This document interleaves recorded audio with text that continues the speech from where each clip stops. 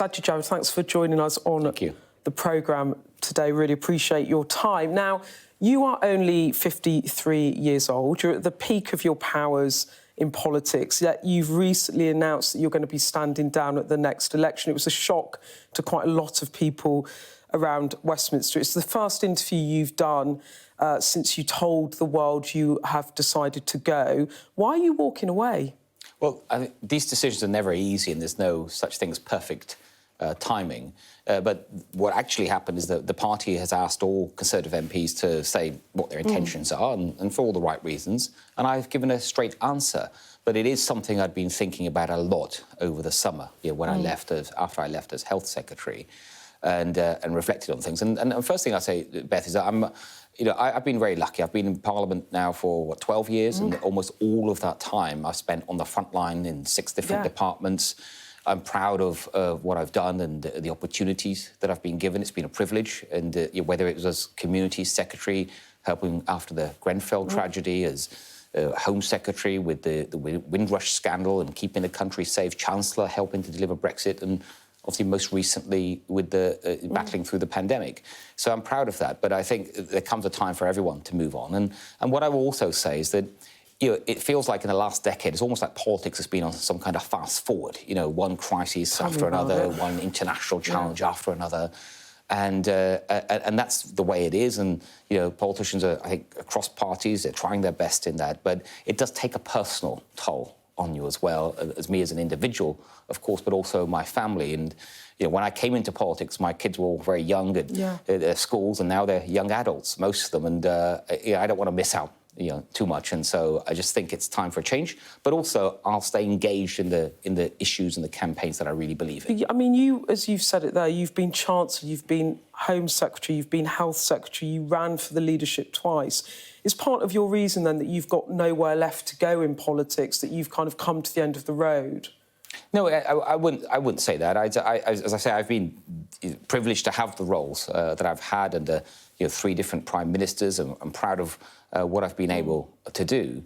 But as I say, there's no perfect time on this. That I think for all politicians, at some point, of course, their career in politics comes to an end. And I feel that I'm at a stage where I still feel young enough to do other things, but also to do that important thing of spending more time with your loved ones. With your family. And the Prime Minister, you're close friends, you work together in the Treasury. What did he say when you told him? Did he try to dissuade you?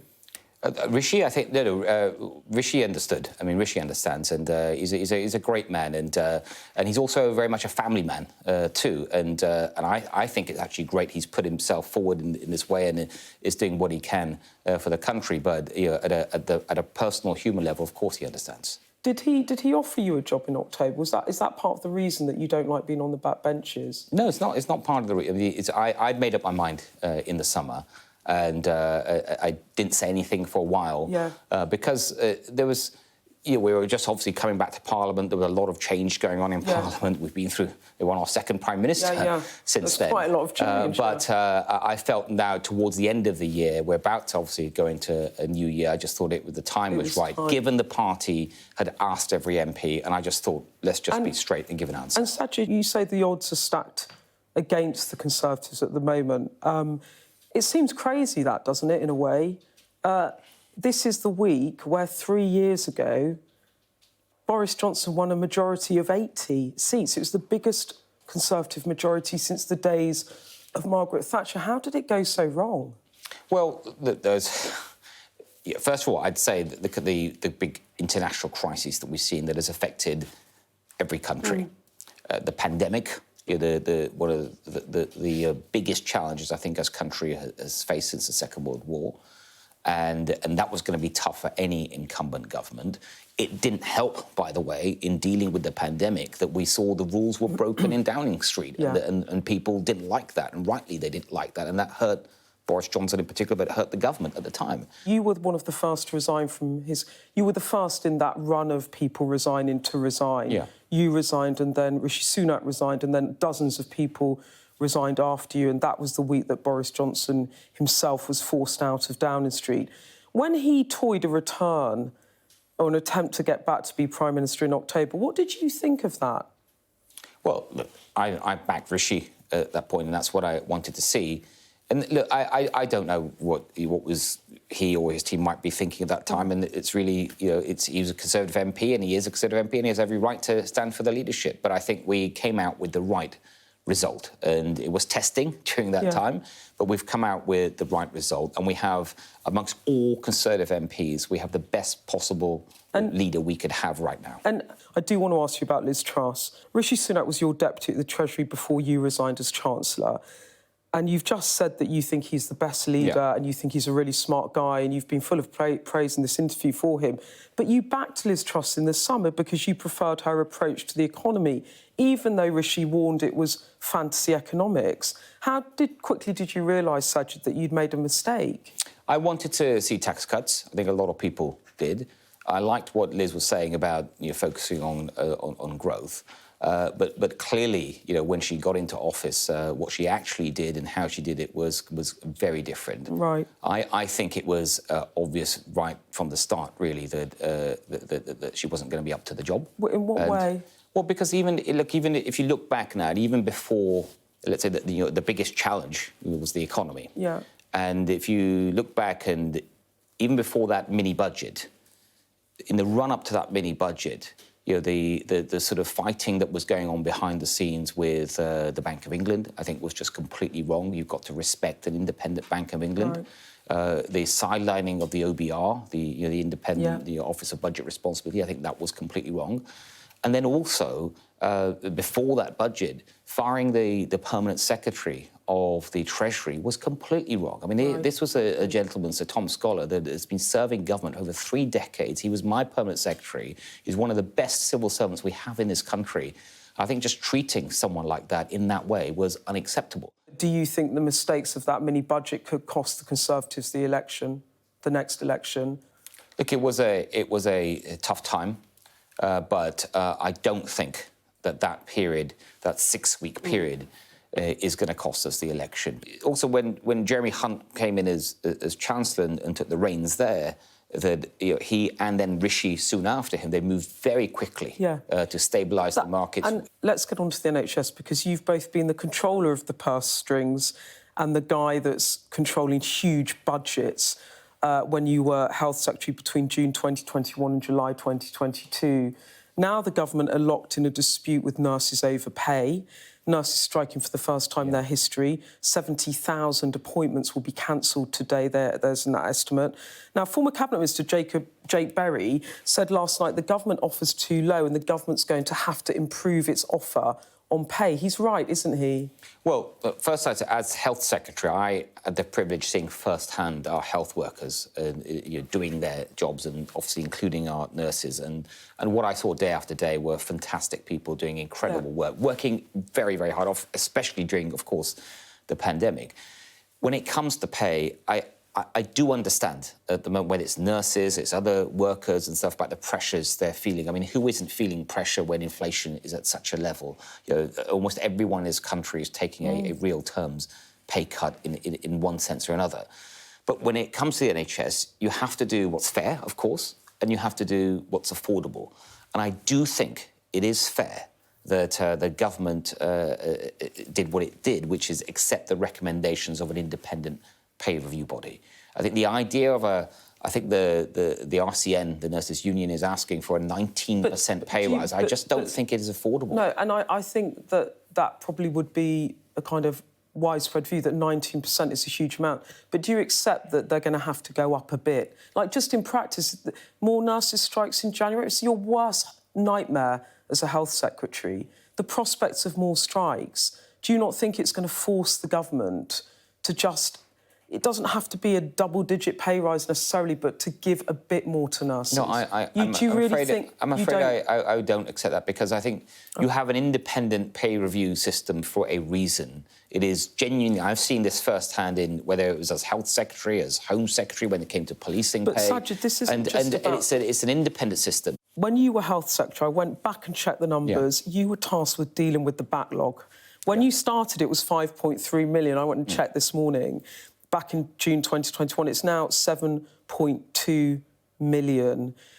Is the system breaking, the health system here in this country? Well, first, why is it going up? When I started, I also said that the NHS had estimated that because of the pandemic, that some 10 million people stayed away from the NHS. Not all of them are going to come back, but the NHS has, I think, sensibly estimated at least half of them do. And that is why I also said it's going to go up, the waiting list, before it comes down. And sadly, I think it's going to still continue to go up for a while before it comes down. So that's what's happening. The sort of second part of your question, but is it sustainable? Look, having worked up close now with the health service, and I don't think the model of the NHS as it was set up some 70 years ago is sustainable for the future. The world has changed, and the NHS has not moved on with that. And Beth, even before the pandemic, it was heading in that direction. And because of the changing demography, people living longer, therefore needing more healthcare and social care for that matter, new medicines and needing that as well. Of course, everyone rightly wants to get access to new medicines and treatments, and also the changing burden in disease. We have a lot more obese people today. We have a lot more problems with addictions. So the NHS needs to change with that. And then if that wasn't challenging enough, suddenly the pandemic comes along and makes it much, much worse. When you say the model of the NHS is not sustainable in its current form, the NHS is funded through general taxation. Is that what you're saying, that the way we fund it at the moment is not sustainable because it's breaking? Is that what you're saying? Well, no. We need to look at different ways of funding the NHS? I think we need to look at a number of things as a country, and we need to have an honest debate about the future of the NHS, because we all want it to be there for us in the future, for ourselves, for our children, providing us with really good healthcare. And I think we can't. No one should pretend that is where what it's doing, because at the moment people seem to be queuing for everything.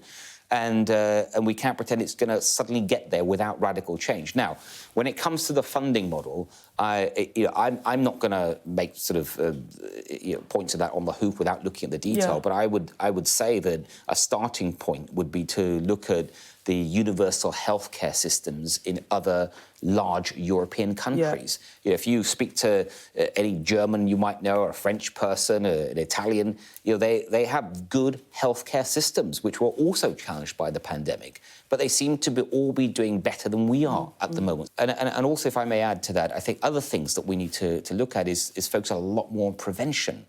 The NHS was set up in its day for dealing with people when they get ill. It only spends something like 3 or 4% of its budget on prevention.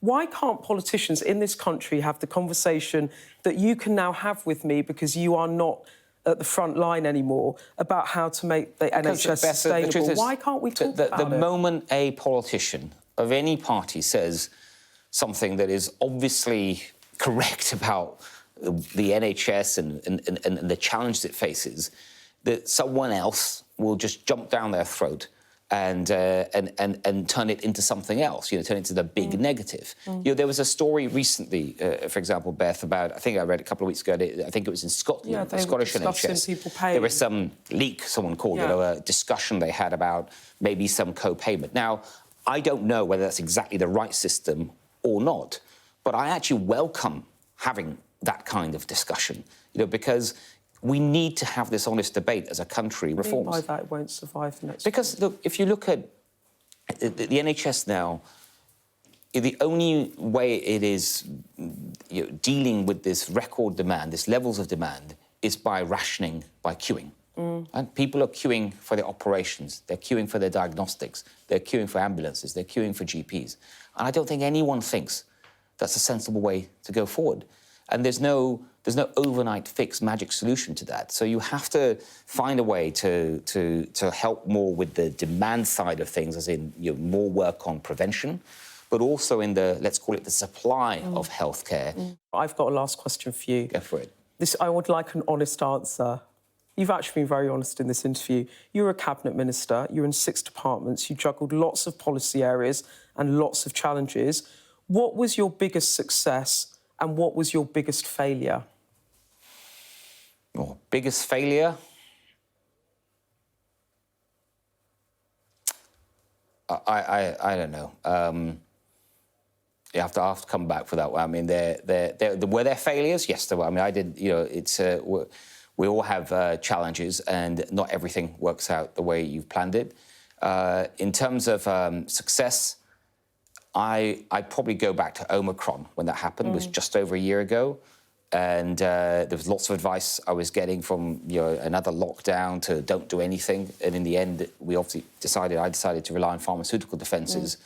And that meant trying to boost all adults, or 20 million adults, by Christmas within 6 weeks. And lots of people said it couldn't be done. And the NHS and everyone that worked on it, more than did that. 20 million people boosted, and I think it saved the country from a lockdown. When I said failure, what popped into your mind? Something did. No, I need to think about it. OK.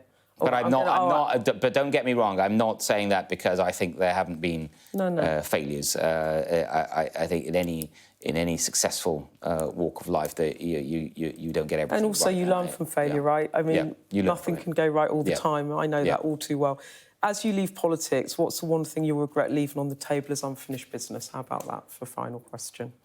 I think we've just talked about it, and that's the NHS, because it's something, it's so big, it's something we all rely on, and I would have, in a way, liked to have more time to look at reform, to have that honest debate, but it's something I'd like to stay involved in and continue to campaign for, to get those improvements, whether I'm in politics or not. Sajid Javid, thank you so much for your time. Appreciate it. Thank you.